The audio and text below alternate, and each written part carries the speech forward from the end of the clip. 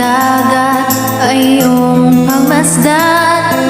Pawang paninira ang iyong makikita at pag-iurak sa kanilang landas.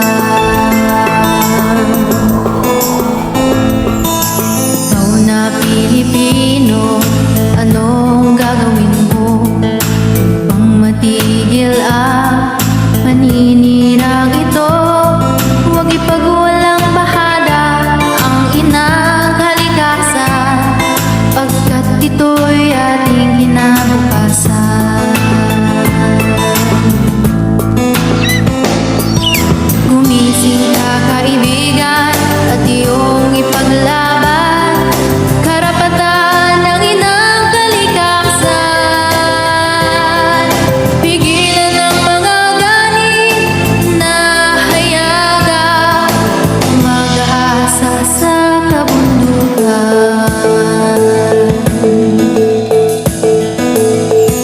Diyos mga kababayan, para sa kalikasan, ating itaguyod ang paglago nito.